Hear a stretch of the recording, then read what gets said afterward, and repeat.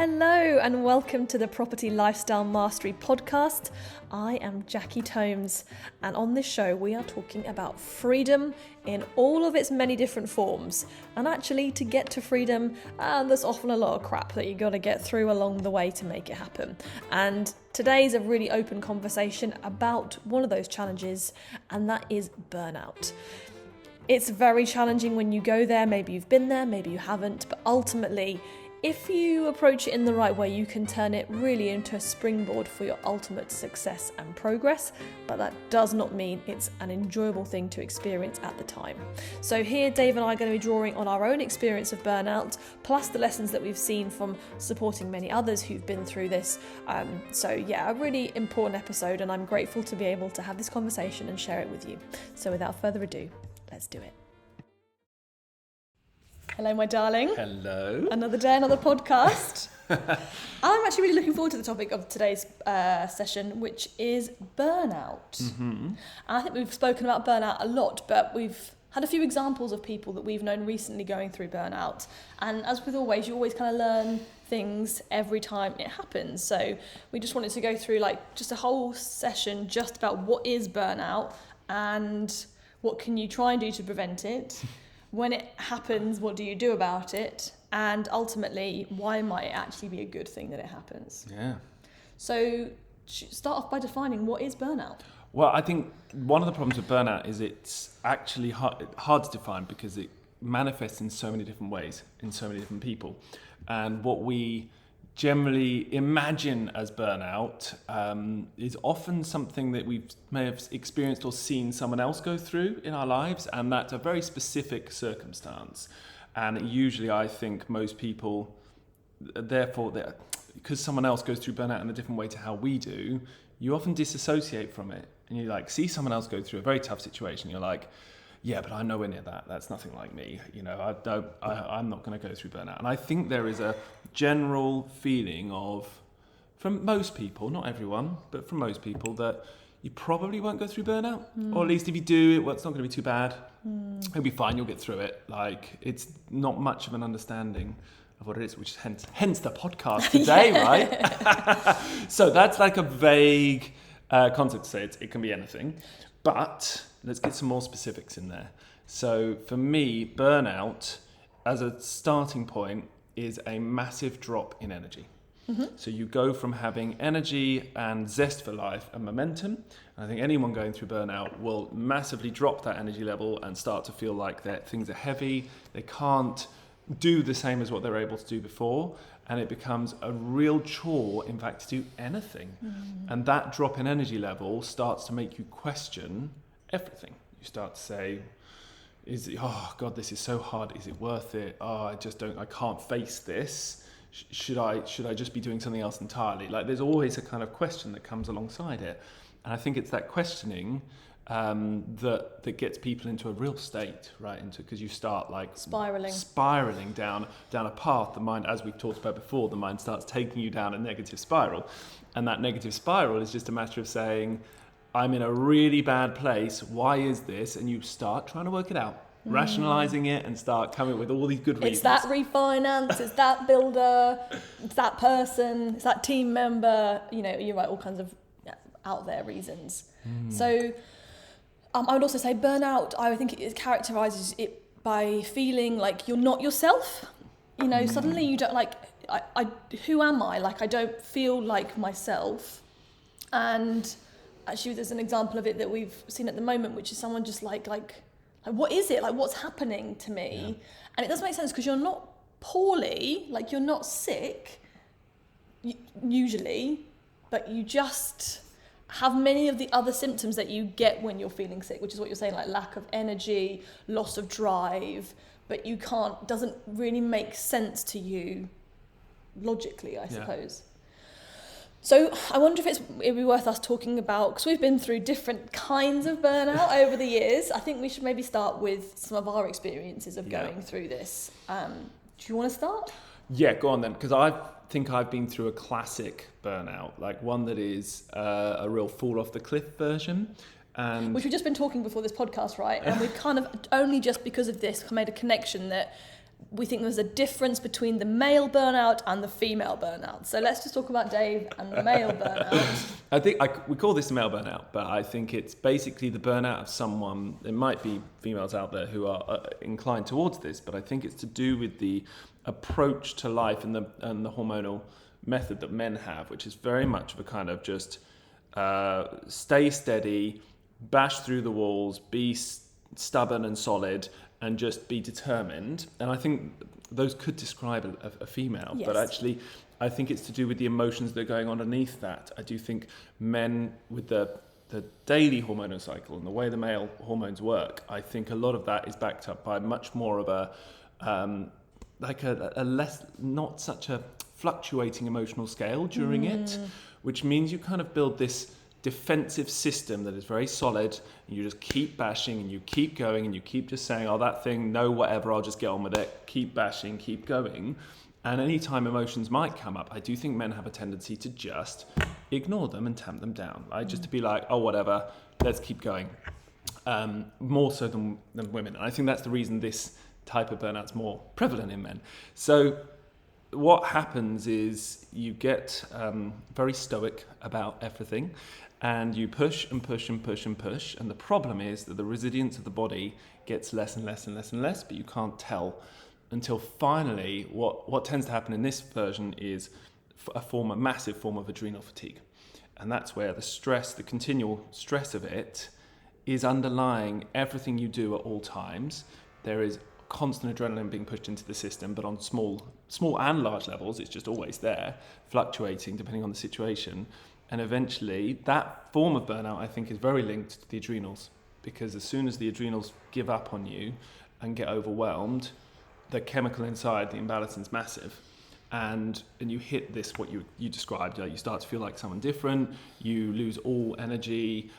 In fact, everything starts to feel completely overwhelming. And actually, weirdly, I think this is why for men it's a real crazy shock, is you start to feel massively emotional.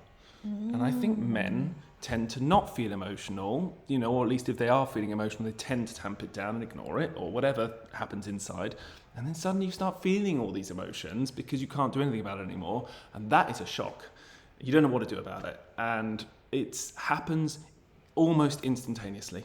And I think the interesting thing to say is, like, in the lead up to burnout, you might be having some stressful things going on, but you're still having a nice time, right? Like, you're still enjoying life. It doesn't have to be that you're, in a really hideous time. Is actually, and that you can be having a nice time too. So maybe could you get more specific about what happened in the lead up to your burnout? Well, we were just having a great time in South Africa. We were actually having a really good time at that point in life. And I think I was starting to search inside as to why I wasn't feeling as great as the world seemed to say I should feel. Looking at my lifestyle, looking at where we were and what we were doing, I should have felt on top of the world and I didn't. And that started to create certain questioning inside.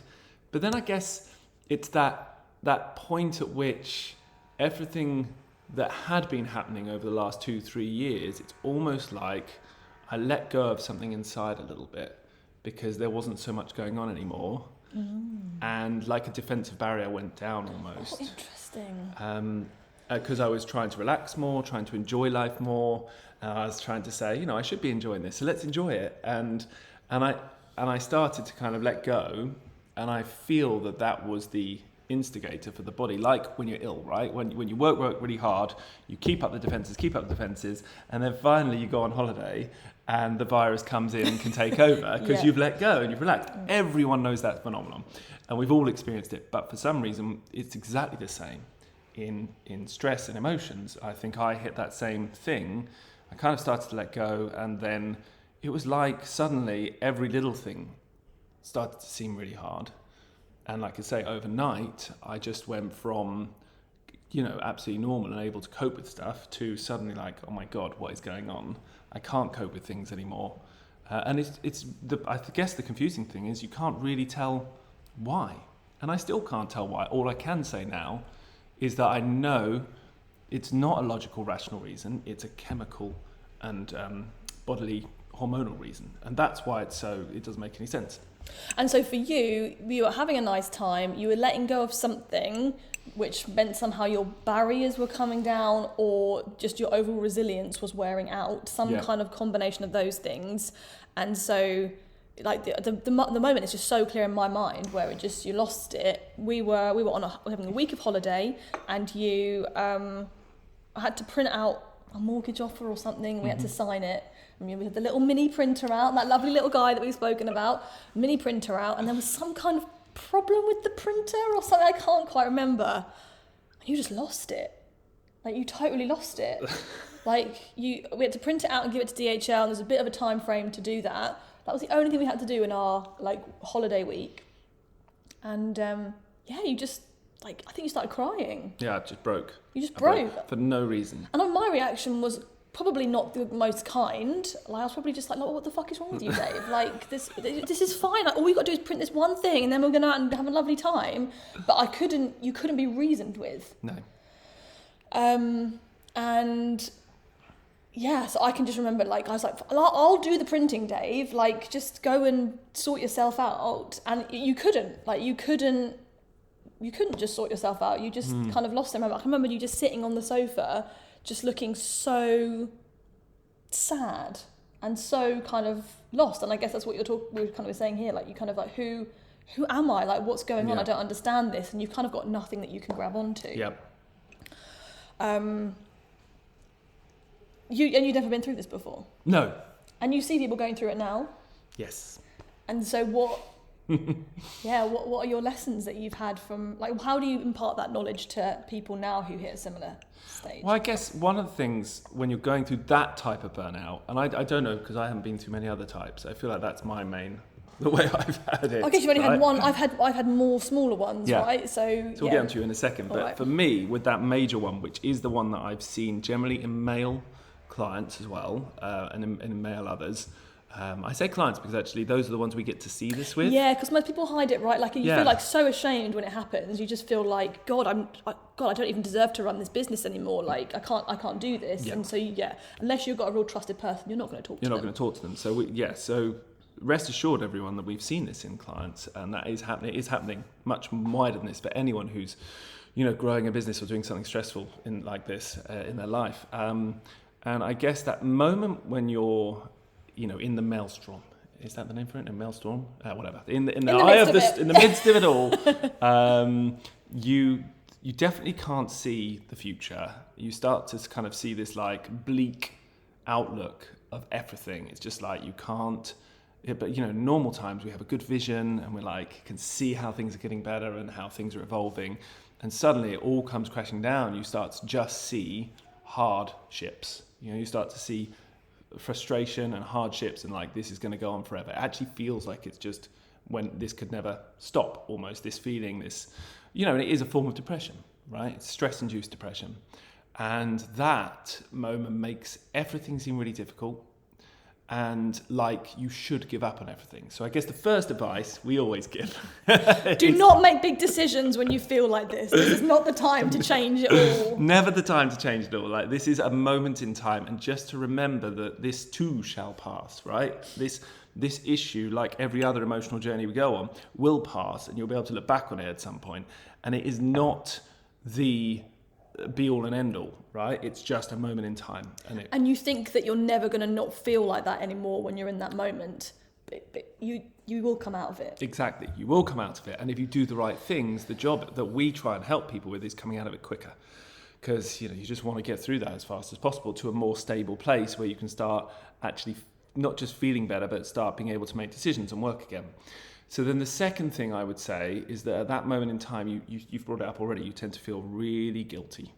You start to feel really guilty because in a way, this moment is like you're suddenly letting everyone down. You're suddenly letting yourself down. You're letting the world down. And you start to feel like, you start to beat yourself up for it. And that guilt only makes it worse. So another thing we always say to people at this moment is you've got to not just stop thinking about the future and stop making decisions, but stop even really trying to think about stuff, because every thought will lead you to beating yourself up. and feeling like there's something you should be doing, and actually you should be getting on with stuff, and actually you're useless. And there's a lot of self-talk that goes on at this moment. So the job is actually self-love and looking after the self at that moment. And every time the self-talk starts, to find a way to just kind of not let it get to you, and realize that that's the job at that moment. The job is not to listen to the self-talk and try and push through and try and work out what you should be doing. It's actually to ignore all of that and know that that's your brain's defense mechanism trying to kick you back up, and it doesn't work. So the guilt is part of it, and know that will happen, and that's going to make you feel awful, and that's really part of the negative spiral. So you don't want to spiral as far down in order to be able to get out of it quicker. To stop from spiraling down, don't listen to the self-talk. Try and just not follow the thoughts. Yeah. Yeah. And then I guess those are the two, like looking after yourself, self-love, it's gonna end, you'll get through it. And then start taking actions in terms of that looking after self, taking actions, like all the willpower you do have at that time can be spent on saying, I'm not gonna do work, I'm going to go and do something that gets me back on my feet quicker. And that's like the guilt part of it. I think you help me with this a lot, Jax. If you have meetings booked in, and you have things booked in, if you were ill with the flu, you would cancel those meetings. You would never do them, right? It doesn't matter what meeting it is. If you're in bed with the flu, being sick, you just say, I'm sorry, I'm ill, I can't come. This is the same. You are out for the count. It's time to cancel everything. You've got to cancel the meetings, you've got to cancel what's going on, and the guilt will try and stop you. The guilt will try and say, no, you can't do that. You're letting them all down. And you have no perspective at this point. So you're like, if I miss that meeting, the world is going to end, is what it feels like, right? So yeah, everything will drag you in, and that's part of it. It's basically sucking you into the black hole. Yeah. So the job is let go of everything. Treat yourself like you're ill, which you are at that moment. There is an illness inside. And the job is to take the time to recuperate. So then some of the things we always suggest is obviously taking the Epsom salt bath. That's the immediate one. It's probably one of the most suggested things in this podcast. It's so funny, we have people that go through similar versions of this. We make some list of actions for what to do. And I just love how often have a bath and put, several kilos of Epsom salts is on my action steps. I'm like, gosh, we're just a weird hybrid of something here. It really helps. Oh my God, it's like transformational. And when you were in that state, I was like, oh my God, what can I do for him? He looked so sad. It was horrible. So I just ran a bath, and you were like, I've got to do something. I've got to do the printing or something. I'm like, no, you're going to go in this bath. And it was, you've got to sit in the bath for like 30 minutes, really, haven't you? Yes, minimum 20 minutes is the aim. And you came out calmer. A softer version of sad. Yes. Yeah. It's something about, I don't know what the science is, but that magnesium gets into you in a really good way. So that's it's a stabilizing effect. And I think that's the same with all of the actions you've got to take at that point is, how can I stabilize? I don't carry on pushing through and working, rest, take a magnesium salt bath, Epsom salt bath. Go for a little walk. Go for a walk in nature.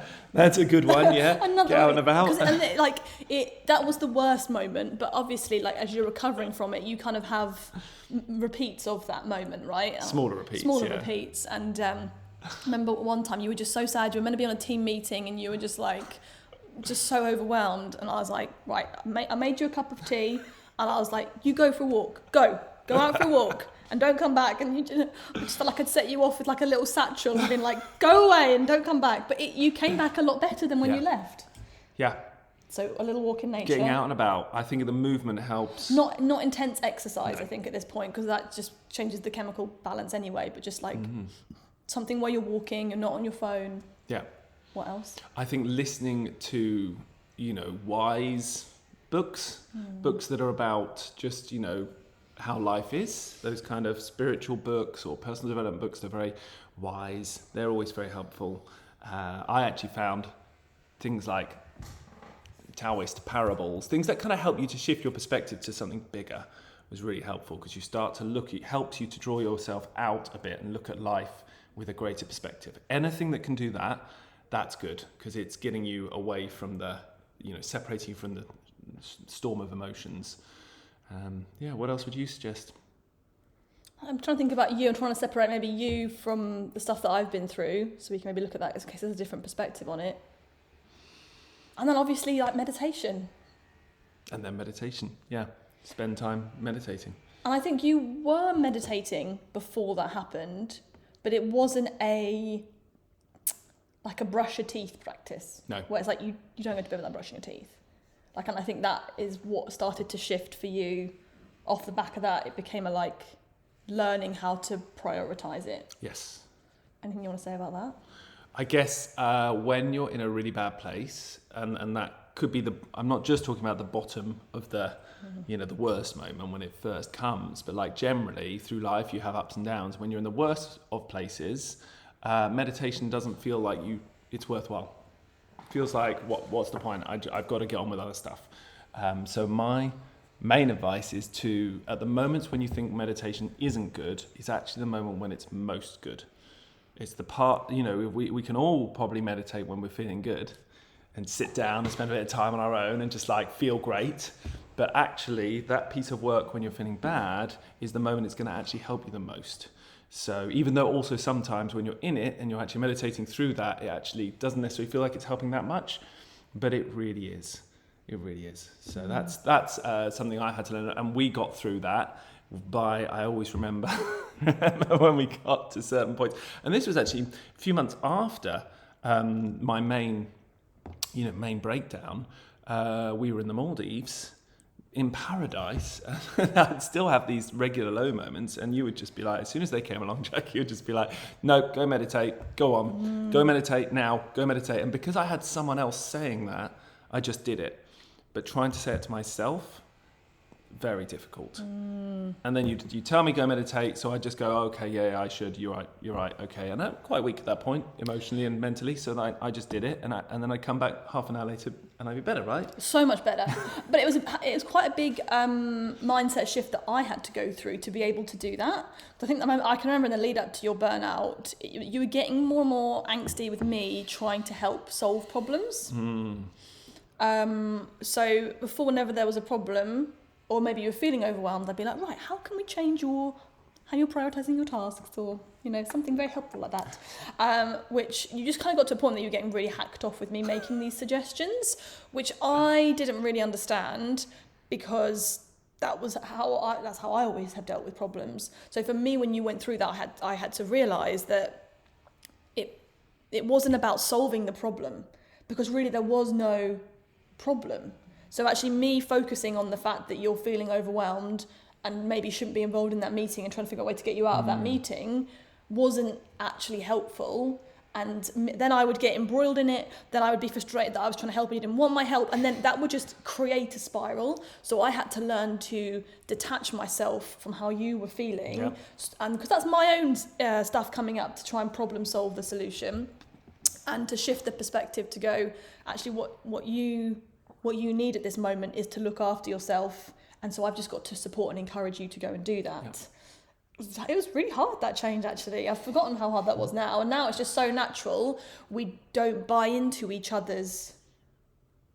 What would be the word? Negative crap, isn't it? Negative crap, yeah. Like you're moaning about something. This isn't really to do with the fact that person's done that thing, is it? This is to do with you. I think you need to go and do a meditation. And that was the time that we learned to do that. Yeah. Learn the power of it as well. Yeah. So I think that pretty much sums up that version. And I have to say, I've seen this in several clients, but no one's seen it more than you have, Jax, right? I think you bring something out in people, right? You've got a magic button or magic presence that people come into your meetings, and they're more vulnerable. They're more able to let go and reveal their true selves underneath than I've ever seen. Like people come into meetings with me, and maybe it's because I'm a guy, or whether it's because just how I present. They're much more buttoned down, stoic, just present the face. But they get into a meeting with you, and I feel like for you, you've probably had every single client cry to you. Yeah, and I actually hadn't really realised this. We went out for dinner on Friday and we were talking about this, and because you've been on a session with a client for the first time where this person had cried, and you were, it really hit you in a way that I didn't. I was just like, oh, okay, yes, this person's crying, I've got to help them. But it didn't hit me in the same way. And I only realised subsequently it's because everyone cries in front of me. Like, it's just something that I've become used to handling. And you're right, I just somehow... I don't know what it is I do. Something about my energy, safe natural space. Therapist, that's what it is. Yes, natural therapist. They call me a property mentor, but really I'm a property therapist. And so, yeah, no, I've seen it so much from everyone, and yeah, I guess that's just one point to say that everyone's goes through their version of this. Yeah. You just don't believe it. Yeah. So what do you want to know about that? About what? About the fact that I see it with everyone. Yeah, so like, you've obviously seen so many different versions of it, so I think it would be really good to know if you look across the various different people, and like there's light versions, you know, ones that are just mini breakdowns but tiny, like, or just mini emotional breaks, and other ones that are full-on breaks. Are there common threads across them? Are there things that you see that you're just like, it's because that is happening, whatever that is? Well, I think as the summary is just this idea that the answer to the solution is the external world. And we've spoken about it before, right? But it's like things will be all right when this is resolved. Mm-hmm. Things will be all right when that sale of that property's gone through, when that refinance is completed, when that build project finishes, when that cash flow gets to that level, and people are kind of on this, when that happens, then everything will be all right. Yep. And then things manifest themselves to mean that doesn't happen, and probably not only that, but then maybe one or two other things happen that's completely sideline you? Blindside you, and you're just like, all these things kind of come together at the same time, and it's just like, I can't cope, because you think that you're maybe, and this maybe is it, you think you're really close to stuff being at a point that you think is going to be really acceptable, make you feel good, and then a few things happen that make you feel like that you are so far from where you thought you were, and that maybe it's all totally out of reach and it's all totally pointless anyway. Ah, sounds about right. And yeah, that makes that's people, a common thread. I think that's probably the best market research I can give to you on burnout. My qualitative research. Yeah. Gosh. So then what about you, when you've been through your versions of burnout? I think they've been very different to mine. There's really been probably 3 different versions, I would say, for me. The first one was just that initial overwhelm of trying to do too many different things at the same time. And it came on quite quickly, but it was more gradual than your version. So I can remember just a few more tears. Like I remember just like, we were like, you know, getting deals done, viewings, meeting estate agents, property networking, all of this, go. And yeah, for me, it was just someone asking, like, how are you doing? And actually you're kind of, maybe it is kind of similar to what you're saying, you're kind of trying to tell yourself that it's all okay, that it's all going to be worth it. But maybe past a certain point, when it goes on a little bit longer than you imagine it might, it kind of, a few things trigger you. And yeah, I turned up at an event and someone was like, how's it going? And I was like, oh, crying. But then it was kind of like, maybe over the next few days after that event kind of happened, I just kind of got worse and worse, more and more tearful, and it was kind of more of like a slow motion crash of those feelings of overwhelm coming together, and just losing my motivation. And yeah, that was the first time that I was like, I'm not sure this property thing is worth it. Yeah. So that's where the brain went. I think the brain nearly always goes there, actually. I would say every single person who I've seen go through this. Property investing is definitely to blame at that moment. Yeah, every single person is like, what's this property crap? I'm not doing it anymore. I can't be arsed with it. Because actually, that is the problem. It is quite a stressful thing that is generally stressful because it's out of your control. So much is out of your control. And we're all taking on a certain level of risk in our endeavour as a business owner, as an investor. Like, these things are not clear cut and black and white, and there are plans that have to shift and change all the time. It's part of the skill of being the business owner, property investor.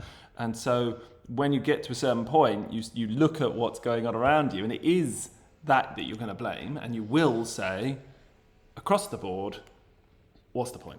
Yeah, and that, you're right, that has been a consistent theme on every single burnout that I've had. I actually realised it's actually 4. I think I said 3, didn't I? Yeah. It's actually been 4. So the next one was more chemical induced, but arguably I can see how it spawned from an emotional problem.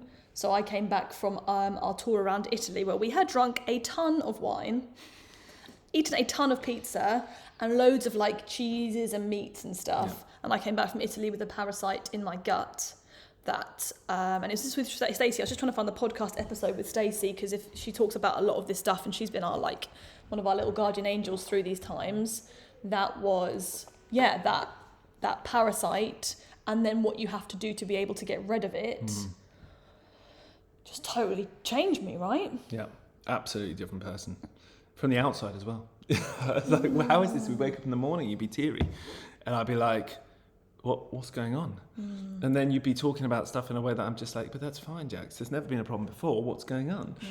It was so weird. I even remember being on holiday with you again in Cyprus with your mum. And there we are in a lovely place, beautiful environment. Same as when I broke down. This was a couple of years later and you were just... completely teary for no reason every morning. It was really weird. And again, I didn't know how to handle you in a way. I just had to be as, This burnout happened before your one. Oh, that one happened before my one. That was 2020. Oh, of course it did, yes. Yeah. No, I remember so that. We hadn't been through any of this. I didn't know what was going on. No, you didn't know what was going on. Probably you tried to solve it for me. Probably. And we started working with Dom around this time, and he suggested to me a book by Eckhart Tolle, I think is how you say his surname, A New Earth. And that was my first openness, really, to something that would be suggested like that before. Like, I would never have ever listened to a book like that before, but I was desperate because I just didn't know how to look at the world anymore. I felt like crap. I just was fearful of the business. Like, it just felt horrible. Yeah.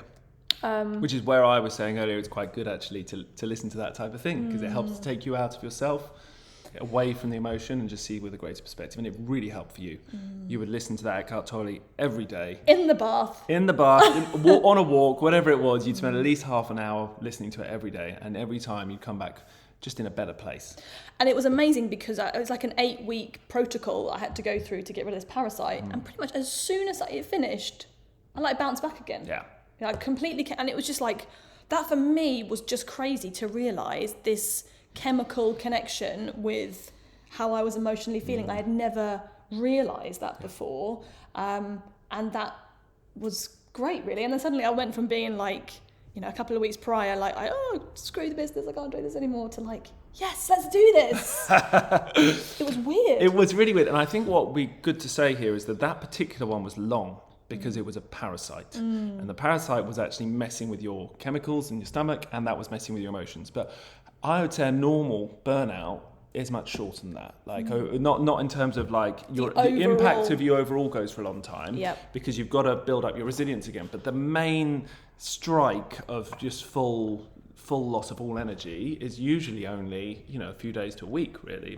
If you take the right actions. If you take the right actions, yes. And then if you do the right things, you can get yourself back to at least 50% capacity and able to kind of take action again. And then it's just building back to 100 from there. So, but when you had the parasite, it was tough for a long time. And I think that brings us on to saying, like, there are lots of supplements and things you can take. You have to go to someone who can help you to find them. Because that is the thing. Like, I think maybe Stacey said it on hers. Like, you can't just take all the supplements. Like, doesn't work. Like, your body actually has to process the supplements it doesn't need. So you can't just eat all the supplements. So you need someone to help you to prescribe what is actually needed and focus, right? Yeah. So if you can find the right supplements, they do massively help, whatever they might be. And I know, for example, a simple one on adrenals is that there are like Bacopa Monnier or Rhodiola rosea. There are standard herbal supplements which definitely support your adrenal function and help to bring it back to strong again. So, there's definitely things you can do in that respect as well. Find someone who can guide you. An applied kinesiologist would be my suggestion to anyone. Find an applied kinesiologist who can help to guide you to what is going to support your system best. And that's been massive for us. What about therapy? Yeah, I think therapy can help. And we've both done it, right? And I did it in the aftermath of my main breakdown. And I'd say it was similar to listening to books and things. It was a different version. I was listening to things that changed my perspective, but also talking it out to someone also helped to shift it slowly. But I would say, from an emotional point of view, which is really what this is, right? From an emotional point of view, therapy was a slow process. It was like you're going through the rational brain, trying to work out everything, and then slowly filter that down to your emotions underneath. And it takes a while. But if you can just go straight to the source with anything, whether that's a chemical or like an Epsom salt bath or meditation, if you can find a way to go straight to the emotional source, it's going to be quicker. Yeah, and almost you're giving more because therapy is all about talking out your external life, right, to get to a different perspective. In a way, you're giving more credence to the external world and the problems it's created for you. So in a way, you're actually strengthening. The problem. I think it's a good route in if you're really not on board with some of getting to the root cause of it. You're on your journey still to get there. Then I think it's good. Yes, but I agree. Yeah. So I want to move on just because I feel like we spent a lot of time here talking about the negative sides, right? Because I think what's fascinating about burnout is it's a route to transformation. And this has been one of the biggest learnings for us, is that I look back, and we often talk about this, right? You look back on the worst times in life, the hardest things you've been through, the biggest challenges, and so often in hindsight, you can realize how positive they were as a whole for you, right? Because they made a change. They help you shift. And what we're noticing more and more in ourselves, we've seen it in ourselves, but noticing more and more in our clients, is that the moments after, the period after burnout is usually the period of biggest personal transformation in a really positive way. Like that's when growth truly happens, because by breaking down the sorry by breaking down the voice, by breaking down the emotional barriers like that, and you say, one of the biggest things is feeling like you aren't yourself anymore. You actually remove all the self that is there causing barriers as well. So you start to say all those things that you would be telling yourself, that you hold yourself in those same patterns and hold yourself in those same habits and that same way of being, start to disappear, and you become a slightly amorphous, more malleable blob, as it were, a blob of a human being at that moment. You're in this state where you don't feel the same. There's no longer the same self holding you out in place in the same way. And you can start to actually look back, and then you realize you don't want to stay like this. So you start to say, I need to change. Something needs to change. And obviously the brain immediately takes it to the property and the business and says, something needs to change, I need to get rid of that. But that's not true. What needs to change is you. And this is the moment at which you can take that and start to say, okay, what can I do differently? How can I be a different person? How can I find a different perspective? How can I shift things so that I'm more resilient, so that maybe I have a different perspective so this wouldn't affect me in future, so that I've got better habits, so that I'm in a better shape, so this is less likely to happen. All of these things are suddenly on the table, where I would say previously for a lot of our clients, they weren't on the table, and that definitely was the case for me. Things that weren't on the table before suddenly went on the table as like, I will grasp at anything, any piece of driftwood. You suddenly just become open to trying things. And I think this has been such a big learning for me. Like, I so want to prevent people going through burnout, because it's horrible. Like, it's nasty. When you're in it, it feels awful.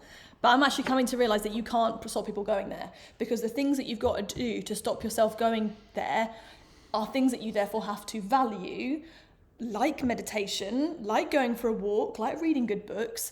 And these do not feel like important things before you've been through burnout or a version of burnout. So therefore, no matter how many times I say, have you meditated, have you read a good book, all of this stuff, unless people have been there, they don't see it as valuable. They would rather go to a meeting, they would rather sit and do work on their computer. So I've had to come to accept I can't prevent people from going through burnout. I've just got to allow it to happen and to be there to provide that guiding light off the back of it. And it's true, like that, if you're there and you take the right steps in that moment, we've seen people bounce back incredibly very quickly. Fast. Like from the worst, like literally full shutdown. And then a couple of days later, they're suddenly like, yeah, it's okay again. And then they're like, yeah, I don't need this meditation thing anymore. I'm like, no, please carry on. And sometimes, therefore, you have to go there actually even more than once, because you kind of think, oh, it was just a little blob of a moment. Yeah. I did all the right stuff, and now I'm good again. Let me go back to treating myself like an arsehole again and wait for it to occur again. So I think sometimes it actually does have to happen more than once to be like, okay, if I'm out of my comfort zone building this business, actually really everyone's out of their comfort zone in their own way, right? You know, we're out of our comfort zone trying to do this thing. I've got to look after myself as part of that journey and to prioritize it, to say, actually, you know what, no matter how busy my day is of meetings, I will start with half an hour doing a meditation. I will read a good book first of all, because I know what will happen if I don't. I would say as well that most people who want to build a business, who want to start changing their life through property and then end up building a business, right? But who go into this to change their life, that they are already the type of person who is ready to make change. You've taken those steps down a path that is saying, I want to get away from the day-to-day that other people are living. I want to find a new way to live my life. So you are already predisposed towards being open to change, which is fantastic. And then you put yourself in a position where everything starts to become new and you're taking on slight risks and you're taking on all sorts of challenges. And like you said, putting yourself more out of your comfort zone than I would say a standard, everyday normal person does. When you've got the 9-to-5 job and you just keep going in every day and it's always the same, that is not the same for us, right? You come across different challenges, different problems all the time. And a business owner does have to learn through that to become more resilient and more able to manage themselves.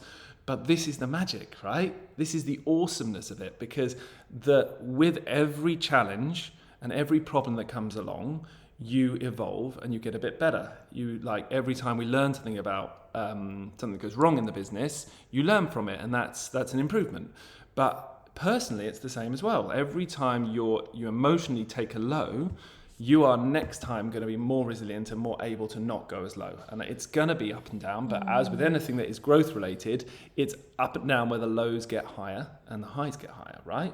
You're just slowly getting away from your old habit of really dropping off a cliff. So if you can, in the moment of negativity, of burnout, find that perspective of really, really realizing that this is what it's all about. This is your moment to transform, your moment to change. You are now going through the real struggle that is going to allow you to become a better, more resilient person out the other side. That perspective can help get you through it much faster. And also you can really learn at the moment. You can start to really reassess what's going on quickly. You can start to, even in the darkest moment, be going, well, what am I to learn from this? What is there, and start to soul search a bit more, and so quickly find a path through. And we're privileged for that reason, right? We're really privileged. And I'd say, looking back at what I've been through, there are obviously awful moments, obviously horrendous in their own way, but they have put me in such a better place now.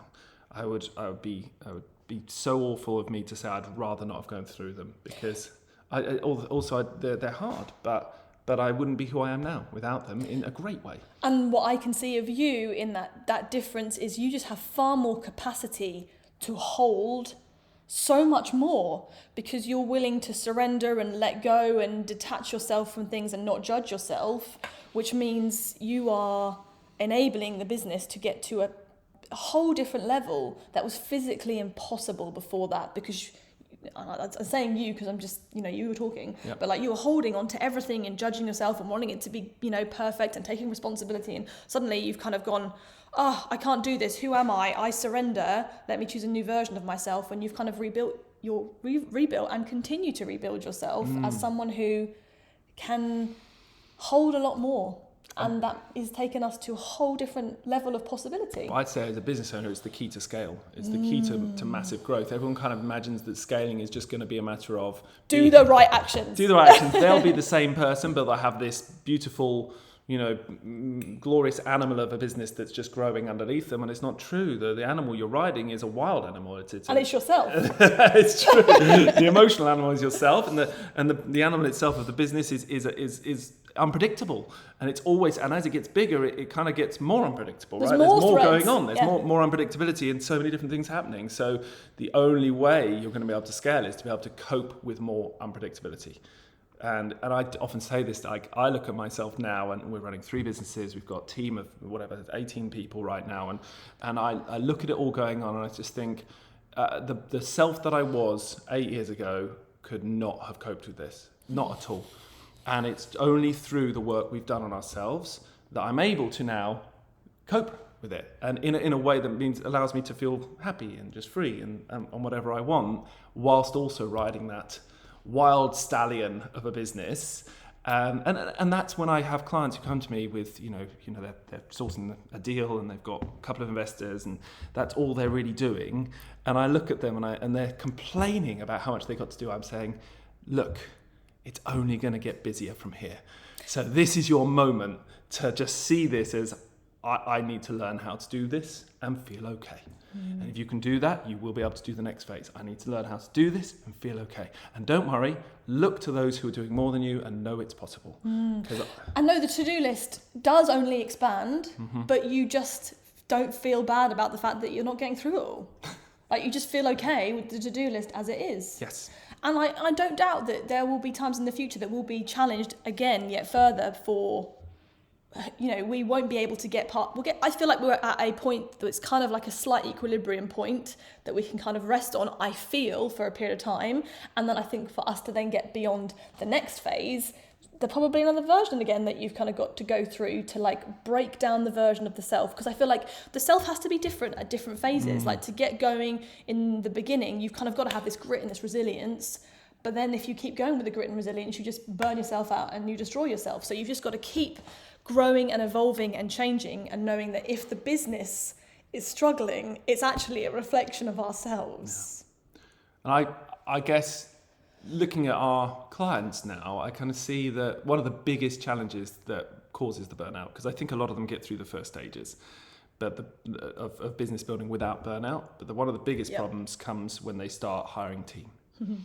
That is the moment at which really you relinquish a lot of control, but you're somehow trying to hold on to those reins. Yeah. And that dichotomy between the two of like relinquishing but holding with people who are out of your control, it really starts that's when the rubber hits the road. And you're like, oh God, the emotional roller coaster starts.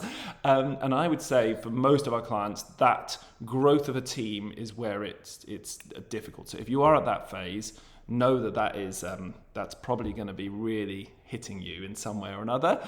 And one of the biggest advice we so often give around that is just like, it's hard. Do not expect it to be easy. A lot of people are out there just thinking, oh, I'll just hire some people. They'll just do all this stuff for me and it'll get easier. It's not true. Well, that's why we do this podcast, right? Yeah. Like, because we've got to share that most of the rhetoric that you hear online is about, it's just really simple. Just follow this simple system and bang, it works. Yeah. But it's hard. Like, outsourcing and delegating is brilliant. It is the key to scale. It's the key to growth. And it will, if you've done well, relinquish you of a lot of work, and it will reduce your overwhelm. However, if done wrong, it will give you more work. It's tough, right? Yeah. And like hiring a good person, you could be going through 3 or 4 different people.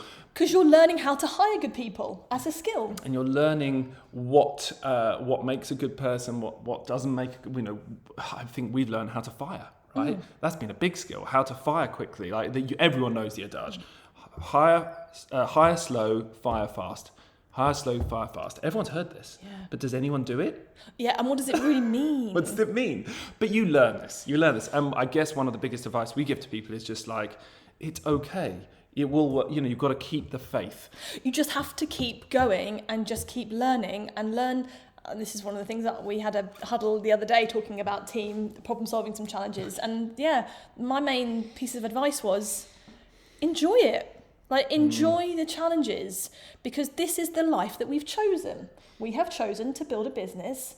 Whatever you choose to do in life will have challenges. We have chosen to build a business with all the problems and challenges that comes with. So the only job that we have is to enjoy solving those problems and challenges. If you think that you're going to get to the point in business where there are no problems and challenges, and that's what you're really looking for, then you're going to be disappointed, right? Because there's always going to be things that you've got to problem solve. And as long as you are enjoying solving those problems, that's great. That's brilliant. Yes, the next challenge for me to solve. And as long as you feel like that, it's all good. That's where the self-development goes then. We go through these turmoils, these burnouts, these problems, these challenges. And for us, that's been the biggest learning, is actually all of it's going to always be, there's going to be challenges, there's going to be problems. So if you can just enjoy the journey, you've solved every challenge right there. And my final point then, before we wrap this one up, is depending on where you're currently at and how you're feeling emotionally, this podcast will have been oh my God, this is the thing I needed to hear. Or you might be like, oh, that's interesting. That's probably not going to happen to me. I would just say maybe just put this podcast link somewhere in your notes or something with just the title of when I feel like absolute crap and I don't feel like myself anymore, listen to this. And hopefully this will just ignite the fire of the journey to then go through and to realise that actually it will turn out to be a really good thing. You are totally not alone in what you're going through, and that if you can surrender and let go of the old version of yourself through that, your future self will thank you for it. Pretty deep conversation there today. If you've enjoyed that conversation and you want to hear more of the overall story that we've been through when it comes to burnout, then I'm excited to announce that my brand new book, which is called Focus Your Way to Freedom, it is launching on the 18th of June. And this book is all about the whole journey. If you're right in the thick of it, really ruled by your to-do list, sometimes feeling overwhelmed, stressed, weighed down by the pressure, maybe you've dealt with burnout. That's what we've been through, and this is an open, honest account of that journey from getting the first property all the way through to creating a property portfolio that's ultimately created freedom. And this is not one of these high P marketing, social media kind of books. This is a raw, no BS account of what freedom and chasing freedom really means. So if you want to stay up to date on all the info about the launch of the book, then head on over to property-strategy.com/book, where you can register for all the updates. As part of the launch, I'm going to have a bit of a frenzy and do loads of wonderful giveaways and a prize draw. So if you want to be kept in the loop about all of that, go and register there. And I can't wait to have the world read it, to hear what you think. And so next week on the show, you're going to be joined by myself and Dom, and we are talking about the different levels of the entrepreneurial journey of building a property business. Really great for breaking down the different stages. You're really going to love it. So until then, have a great week.